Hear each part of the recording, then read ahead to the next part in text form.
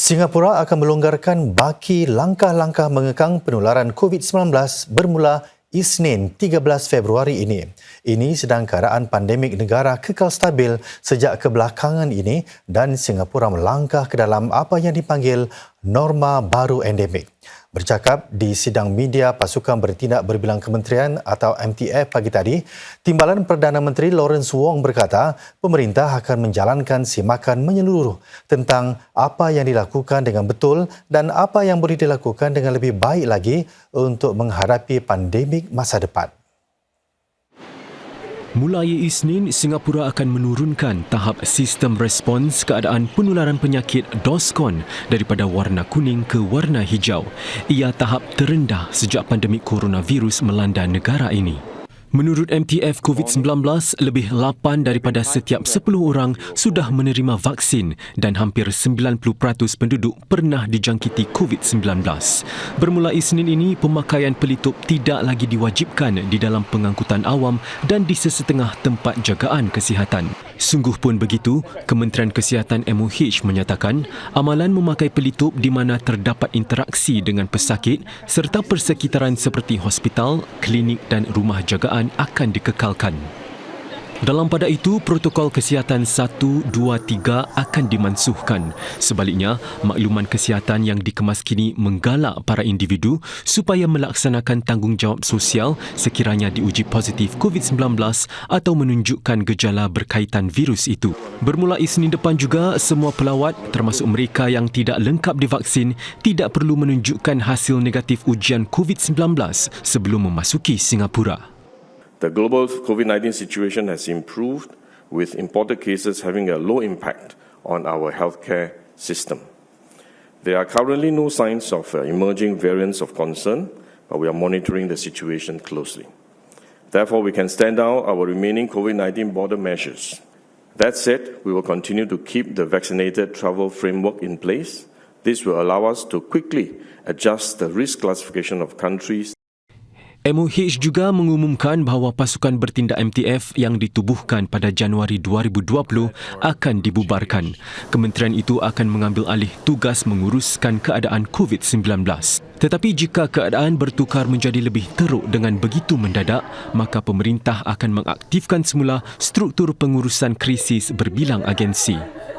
If there is a new and dangerous variant, or if our healthcare capacity becomes strained, then we may have to revise the DOSCON level, we may have to reactivate community and border measures, and we may have to reactivate a multi-agency crisis management structure like the MTF.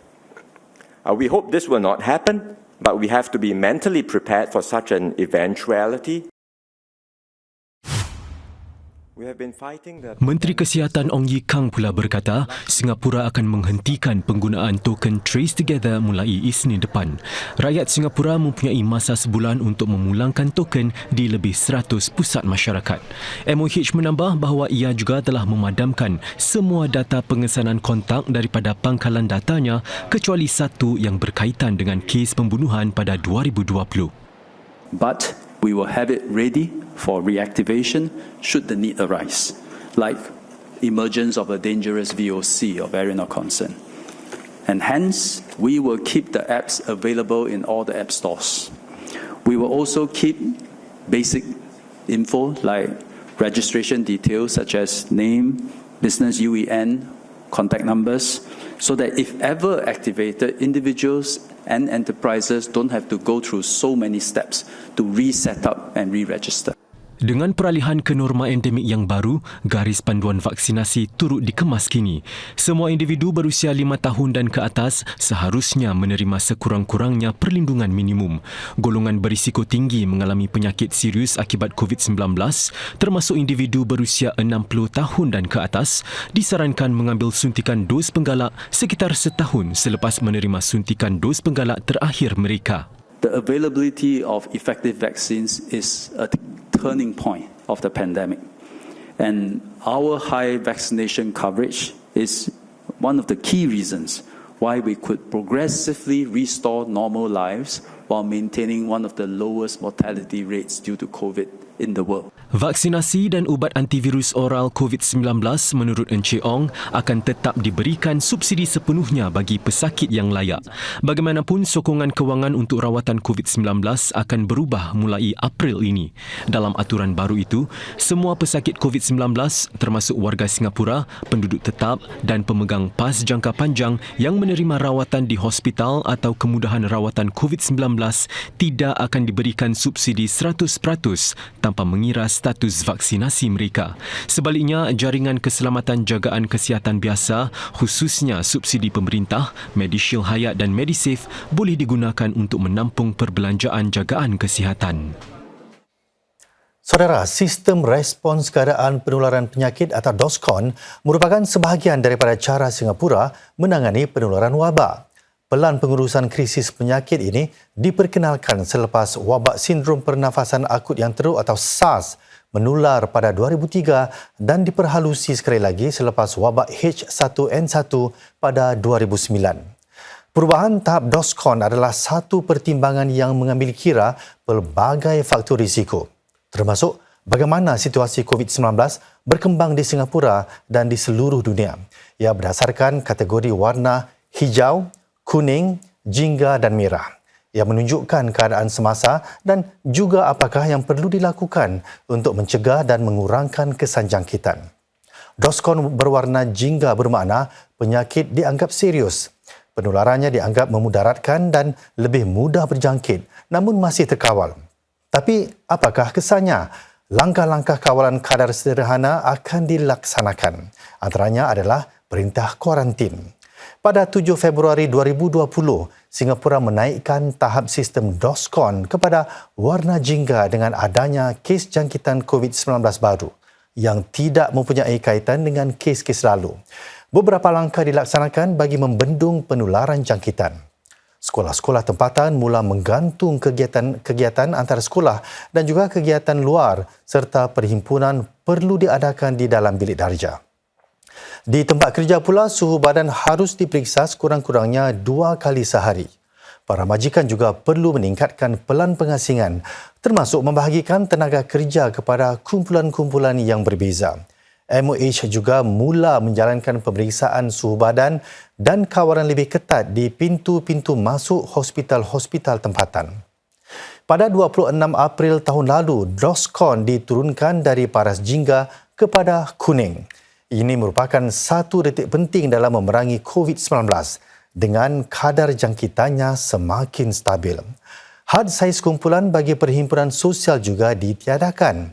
Jarak selamat pula tidak lagi diperlukan antara individu atau kumpulan. Semua pekerja juga boleh kembali ke tempat kerja. Mengulas mengenai langkah menurunkan tahap DOSCON dan perkembangan terkini tentang keadaan COVID-19 di Singapura, Perdana Menteri Lee Hsien Loong berkata Singapura sudah bangkit lebih kukuh dan berdaya tahan daripada pandemik COVID-19.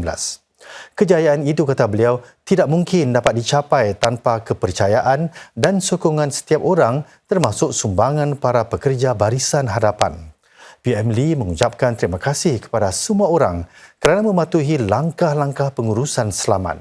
Beliau menambah, Singapura mengharungi krisis yang berlaku dalam satu generasi itu dengan selamat kerana orang ramai kekal bersatu padu walaupun di tengah-tengah cabaran yang dihadapi dalam memerangi virus tersebut. Dalam catatan beliau di Facebook, Presiden Halimah Yacob pula menggariskan perkara-perkara yang dapat dipelajari daripada pandemik COVID-19. Ini termasuk mengiktiraf sumbangan para pekerja barisan harapan dan para pekerja khidmat penting. Presiden Halimah juga menarik perhatian kepada nilai kepercayaan apabila bertindak balas terhadap sesuatu krisis serta rasa tanggungjawab antara satu sama lain dalam membina sebuah masyarakat yang berdaya tahan. Singapura dan Vietnam menyasarkan kerjasama lebih erat dalam bidang ekonomi hijau dan digital di samping perdagangan. Demikian antara kesepakatan yang dimeterai sempena kunjungan rasmi 3 hari Perdana Menteri Vietnam ke negara ini. Lagu kebangsaan Vietnam berkumandang di istana bagi mengalu-alukan ketibaan Perdana Menteri Pham Minh Chinh yang berkunjung buat pertama kali. Semasa pertemuan bersama Presiden Halimah Yaakob, kedua-dua pemimpin mengesahkan hubungan kukuh dua hala. Encik Pham sempat bertukar pandangan dengan Perdana Menteri Lee Hsien Loong tentang perkembangan serantau serta global. Mereka juga menyaksikan acara menandatangani 4 perjanjian termasuk kerjasama ekonomi hijau digital. Sebagai satu penghormatan, sejenis bunga orkid hibrid turut dinamakan sempena Perdana Menteri Vietnam itu dan isteri. Semasa kunjungan ke sini, Encik Pham juga dijadual bertemu Timbalan Perdana Menteri Lawrence Wong serta para pemimpin kanan lain Singapura. Singapura berjaya menarik jumlah rekod $22.5 bilion dalam bentuk pelaburan aset tetap tahun lalu dan ini dijangka mewujudkan lebih 17,000 pekerjaan pada tahun-tahun mendatang. Pelaburan tersebut hampir seganda berbanding yang dicapai pada 2021 iaitu $11.8 bilion. Jumlah tahun lalu malah lebih daripada seganda daripada sasaran tahunan 8 hingga $10 bilion bagi jangka pertengahan dan jangka panjang. Pelaburan tahun lalu dipacu oleh sektor elektronik yang mendapat $15 bilion. ADB menyatakan sektor itu menyaksikan kemasukan luar biasa projek-projek besar penghilangan pada separuh tahun pertama tahun lepas. Ini khususnya daripada Amerika Syarikat dan Eropah. Daripada 17,000 pekerjaan yang akan diwujudkan, 60% adalah dalam hub dan perkhidmatan perniagaan bagi pekerjaan seperti rangkaian bekalan digital dan keselamatan siber. Dan saudara, rakyat Singapura membawa pulang gaji lebih tinggi tahun lalu apabila negara bangkit semula daripada pandemik COVID-19. Median pendapatan isi rumah tumbuh kepada sekitar $10,100 selepas mengambil kira inflasi. Ini kenaikan 0.2% iaitu yang tertinggi dalam tempoh 5 tahun. Jika inflasi tidak diambil kira, peningkatannya adalah 6.1%. Jika pendapatan tersebut dikira berdasarkan setiap anggota keluarga isi rumah, median pendapatan bulanan naik kepada hampir $3,300. Ini naik 2.6% berbanding tahun sebelumnya selepas diambil kira inflasi. Jika tidak, ia sebenarnya naik 8.6%. Jurang pendapatan juga semakin rapat dan kembali ke paras 2 tahun lalu. Bacaan koefisien Gini berada di paras 0.378 selepas mengambil kira bantuan pemerintah dan cukai.